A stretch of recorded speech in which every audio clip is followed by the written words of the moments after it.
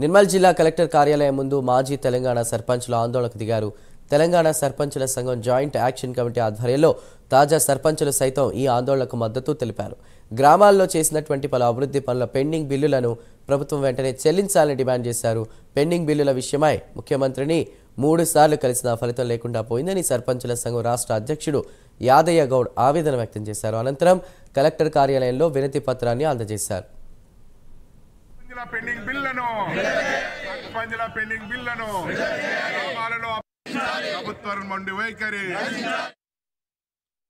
అభివృద్ధి పనులు చేసిన సర్పంచ్ల పెండింగ్ బిల్లులు ఇవ్వాలని అనేక సార్లు ఈ ప్రభుత్వానికి గౌరవ ముఖ్యమంత్రి రేవంత్ రెడ్డి గారికి 3 సార్లు కలిసినాం.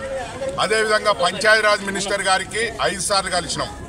డిప్యూటీ ముఖ్యమంత్రి గారికి 2 సార్లు కలిసినాం పట్టి విక్రమార్క గారు. అదేవిధంగా మేము పంచాయతీరాజ్ కమిషనర్ను మొదలు పెట్టుకుంటే జిల్లా కలెక్టర్ నుంచి లాస్ట్కి ఎంపీడీఓ దాకా అందరికీ వినతి పత్రాలు ఇచ్చినాం. వినతి పత్రాలు ఇచ్చి ఈ ప్రభుత్వం ఏర్పడి 11 నెలలైనా మా సర్పంచ్లకు ఒక చిల్లి గవ్వ కూడా ఇవ్వలేదు. మొన్న 750 కోట్లు ఇచ్చినామని ఒక స్టేట్మెంట్ వచ్చింది ఈ ప్రభుత్వం నుంచి. ఈ ప్రభుత్వం నుంచి ఒక చిల్లు గవ్వ కూడా రాలేదు.